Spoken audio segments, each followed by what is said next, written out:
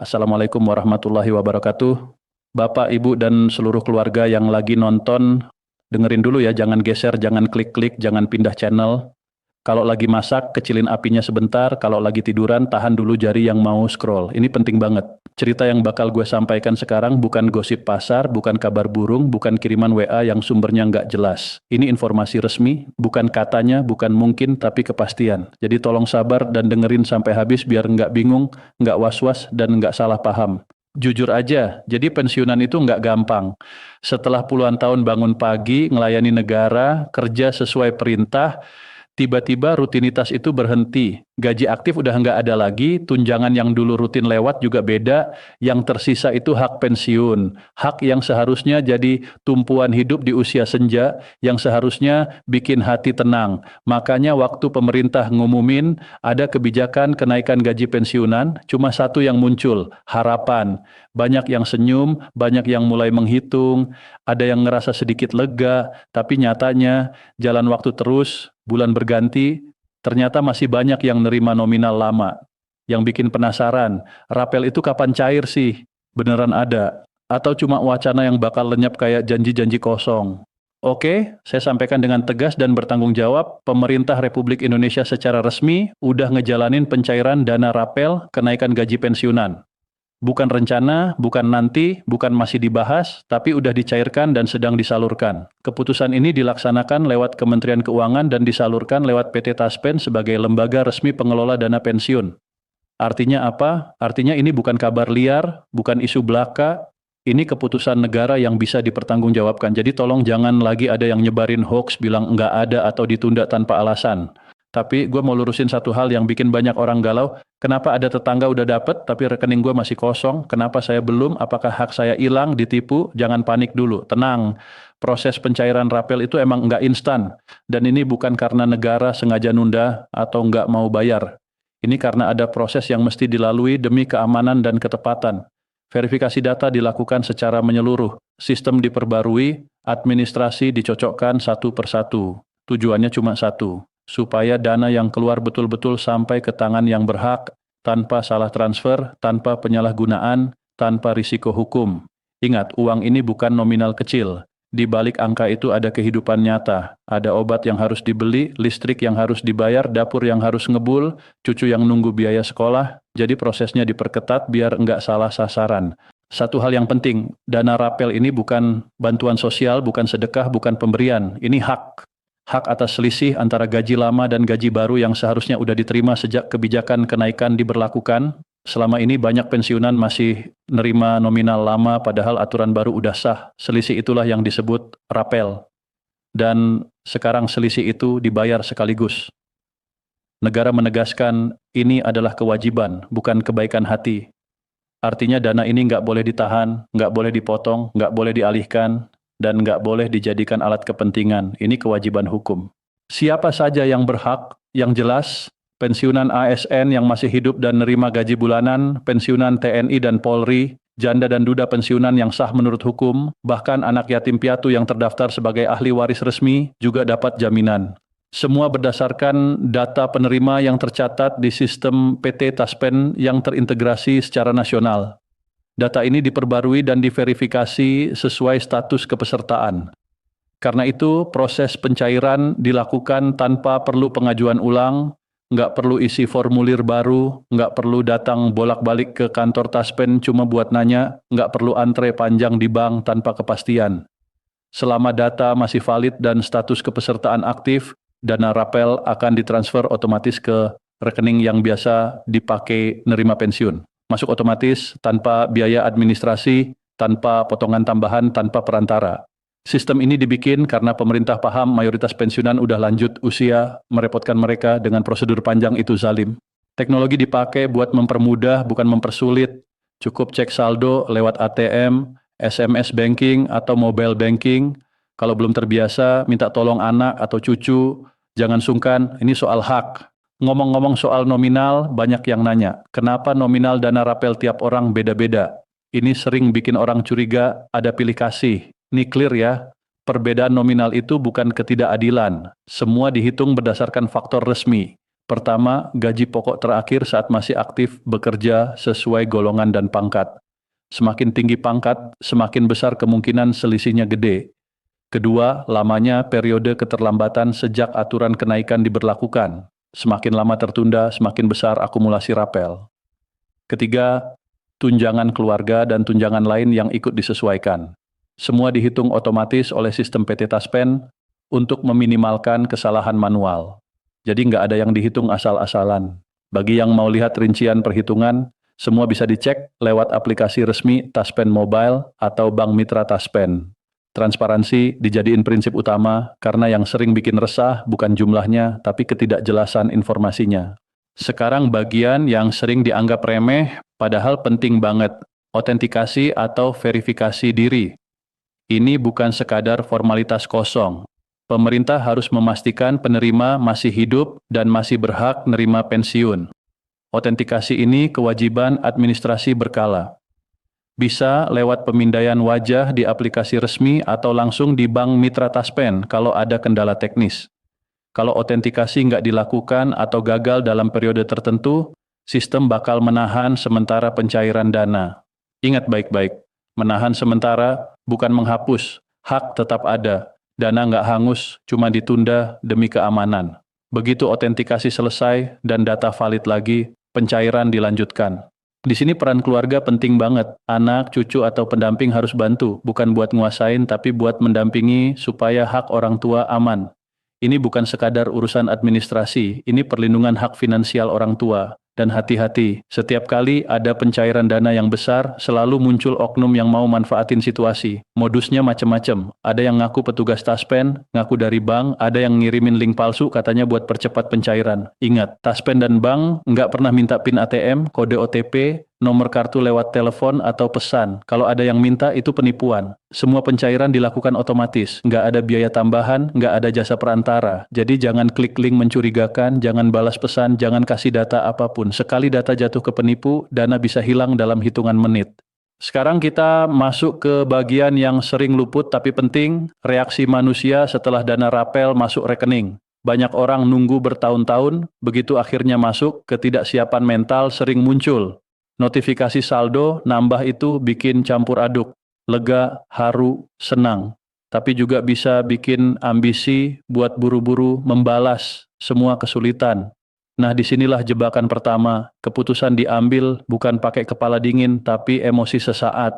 Banyak yang bilang, sudah lama menderita, sekarang waktunya nikmatin, dan itu terdengar wajar. Tapi masalahnya, dana rapel ini bukan rezeki mendadak yang boleh dihabisin tanpa rencana.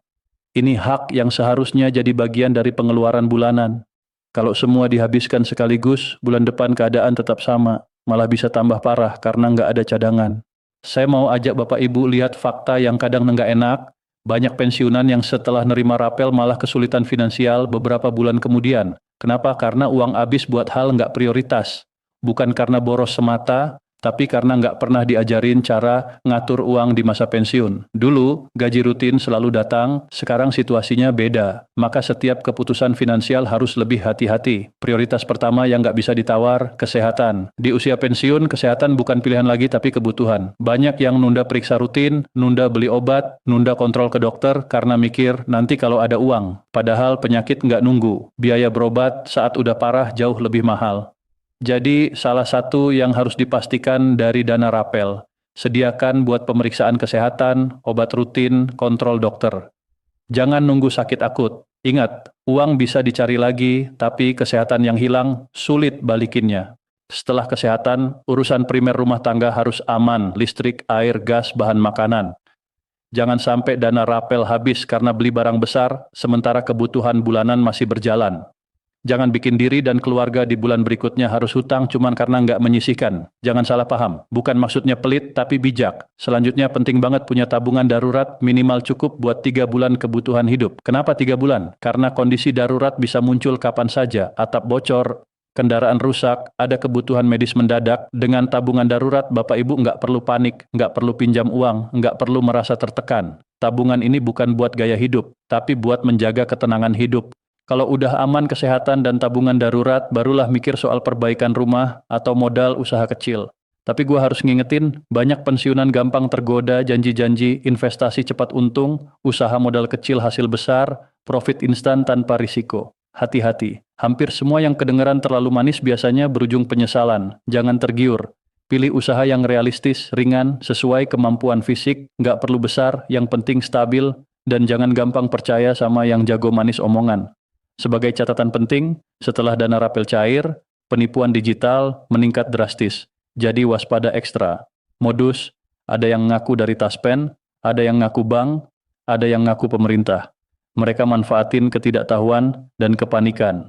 Sekali lagi, nggak ada petugas resmi yang minta PIN, OTP, atau data rahasia. Semua yang minta itu penipu. Jangan percaya, jangan klik, jangan balas.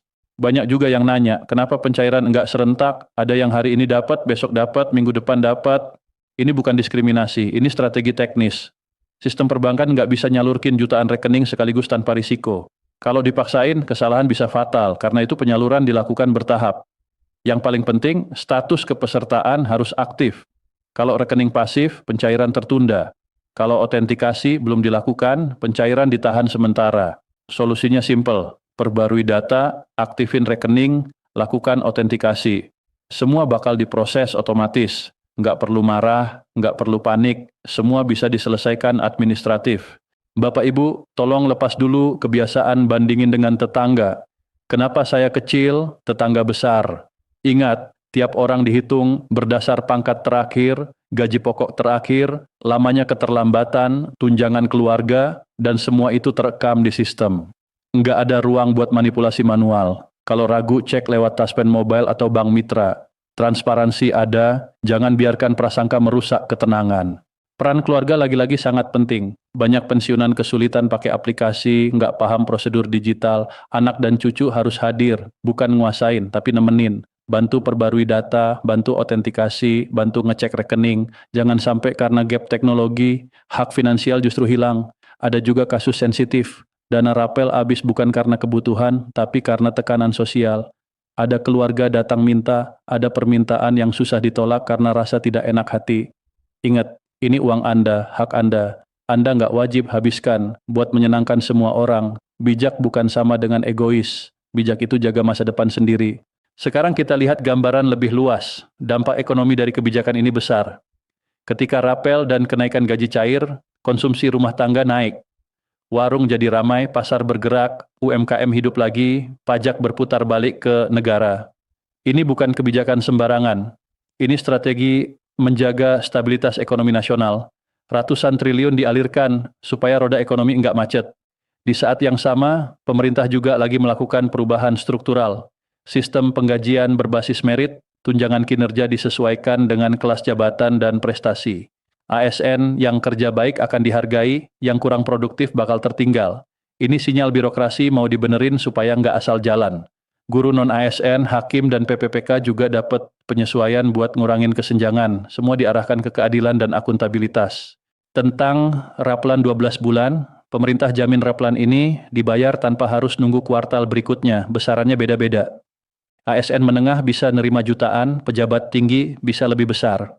Pensiunan nerima sesuai pangkat terakhir, dalam beberapa kasus pensiunan bisa nerima lebih besar dari ASN aktif tergantung hak struktural. Jadi jangan kaget, jangan iri, jangan bandingin tanpa ngerti konteks. Yang penting hak Anda aman dan dibayarkan. Sebelum kita masuk ke langkah praktis terakhir, saya pengen Bapak Ibu merenung sebentar. Dana rapel bisa jadi titik balik, sumber ketenangan atau sumber masalah kalau nggak dikelola dengan bijak. Negara udah jalankan kewajiban, sistem berjalan, sekarang giliran kita menyikapinya. Di bagian terakhir nanti, saya bakal kasih langkah-langkah praktis yang mesti dipastikan, kesalahan fatal yang harus dihindari, dan cara memastikan hak ini aman sampai akhir hayat. Oke, sekarang kita masuk ke penutup yang sering dianggap remeh, tapi justru penentu. Administrasi kecil yang sering diabaikan. Masalah pencairan sering bukan karena negara nggak bayar, tapi karena administrasi yang nggak siap. Hal-hal kecil yang dianggap sepele tapi berdampak besar. Nama di KTP beda sama nama di rekening, rekening jarang dipakai sampai jadi pasif, data keluarga nggak diperbarui, status pernikahan berubah tapi nggak dilaporin. Semua itu bisa nunda pencairan berbulan-bulan. Bapak Ibu, periksa lagi dengan tenang. Jangan tunggu sampai dana nggak masuk baru panik. Pastikan identitas sesuai, rekening aktif dipakai, data di Taspen benar. Ini bukan soal ribet, ini soal lindungi hak yang udah diperjuangkan puluhan tahun. Satu kesalahan kecil bisa bikin sistem nahan dana. Bukan karena hak hilang, tapi karena sistem kerja berdasarkan data, bukan perasaan. Kembali ke otentikasi berkala, ini bukan formalitas kosong dibuat-buat. Ini cara negara memastikan dana pensiun diterima sama orang yang berhak. Banyak yang salah kaprah pikir kalau gagal otentikasi berarti hak dicabut. Itu keliru, hak nggak pernah dihapus. Dana nggak pernah hangus. Yang terjadi cuma penahanan sampai data valid lagi. Masalahnya banyak yang nunda, anggap remeh. Padahal selama otentikasi belum beres, sistem nggak bakal ngelanjutin pencairan. Disinilah peran keluarga sangat krusial. Anak dan cucu jangan cuma nanya, sudah cair belum? Tapi pastikan otentikasi udah dilakukan. Sekali lagi tentang perbedaan nominal, karena ini masih sering bikin gelisah. Lepasin dulu kebiasaan bandingin, setiap orang punya riwayat kerja, pangkat terakhir, tunjangan, dan riwayat penerimaan berbeda-beda. Perbedaan itu wajar, jadi jangan gampang curiga atau sebar fitnah. Kalau masih ragu, buka Taspen Mobile atau hubungi Bank Mitra untuk minta rincian. Transparansi terbuka buat yang mau cek. Sekarang gue mau kasih rangkuman praktis langkah terakhir yang harus Bapak Ibu pastikan supaya hak ini aman dan manfaat maksimal. Cek data pribadi di Taspen Mobile atau melalui Bank Mitra. Pastikan nama, NIP, tanggal lahir, status pernikahan, dan data keluarga tercatat benar. Pastikan rekening yang biasa dipakai aktif dan rutin dipakai. Kalau rekening lama tutup, segera lapor dan perbarui data. Lakukan otentikasi sesuai prosedur, baik lewat aplikasi resmi, scan wajah, atau di Bank Mitra. Kalau ada kesulitan, jangan tunda. Simpan bukti-bukti administrasi. Kalau ada notifikasi resmi dari Taspen atau bank, jangan diabaikan, arsipkan, waspada terhadap penipuan. Ingat, nggak ada petugas yang minta PIN OTP. Jangan klik link yang nggak jelas. Prioritaskan penggunaan dana, kesehatan, kebutuhan pokok, tabungan darurat minimal 3 bulan. Baru pertimbangkan perbaikan rumah atau usaha kecil yang realistis. Konsultasi dengan keluarga dan atau penasihat keuangan sederhana sebelum ambil keputusan besar. Kalau perlu, minta tolong anak cucu dampingi. Kalau ada masalah administrasi atau kesalahan data, segera hubungi call center resmi Taspen atau Bank Mitra. Jangan percaya pihak ketiga yang tawarkan pelicin lewat jalur nggak resmi. Dan satu pesan penting buat pihak keluarga. Jangan tekan orang tua untuk share dana hanya karena alasan sosial. Kalau memang ada permintaan yang masuk akal, pertimbangkan dan atur rencana bersama. Tapi kalau permintaan itu bikin orang tua kehilangan hak hidup layak, jangan penuhi. Jaga martabat orang tua dengan bijak. Kita juga nggak boleh lupa kebijakan ini punya dampak makro. Aliran dana ke masyarakat bisa bantu bangkitkan ekonomi lokal. Tapi di sisi lain kita harus paham bahwa kebijakan ini bukan solusi tunggal untuk semua persoalan kesejahteraan jangka panjang. Pemerintah kerja juga pada penguatan sistem penggajian dan reformasi birokrasi supaya masalah kayak gini nggak muncul lagi di masa mendatang. Merit system, penyesuaian tunjangan, perbaikan data kepesertaan, semua itu langkah agar pembayaran jadi lebih adil dan akuntabel. Sekarang saatnya menutup pembicaraan dengan beberapa pengingat akhir yang sederhana tapi penting. Pertama, jangan percaya berita yang belum jelas sumbernya. Kalau dapat info, cek dulu ke Taspen Mobile atau bank resmi. Kedua, jangan cepat panik kalau belum dapat. Cek dulu status kepesertaan dan otentikasi. Ketiga, jangan tergoda investasi cepat yang enggak jelas. Keempat, jaga kesehatan lebih dulu. Kelima, libatkan keluarga dalam segala proses administrasi. Bapak, Ibu semua yang dengerin ingat ya, negara udah jalankan kewajibannya. Dana rapel ini bukan kado, bukan sedekah. Ini hak yang tertunda yang sekarang dibayar. Yang harus kita lakukan sekarang adalah menjaga hak itu sampai benar-benar aman dengan memastikan data rapi, rekening aktif, otentikasi beres, dan yang paling penting, gunakan uang itu dengan bijak.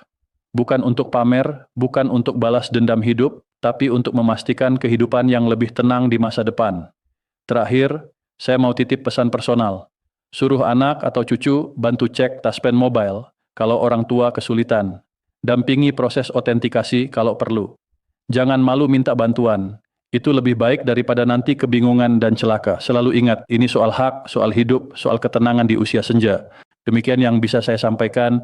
Semoga penjelasan ini bisa menghapus kebingungan, mengurangi kecemasan, dan memberi langkah jelas yang bisa diikuti. Kalau ada yang mau ditanyakan lebih rinci, catat dulu pertanyaannya, lalu tanyakan ke call center resmi Taspen atau Bank Mitra. Jangan tanya ke sumber tak jelas. Terima kasih karena sudah sabar dengerin sampai habis. Semoga Bapak dan Ibu selalu sehat, dilindungi, dan haknya terjaga. Wassalamualaikum warahmatullahi wabarakatuh.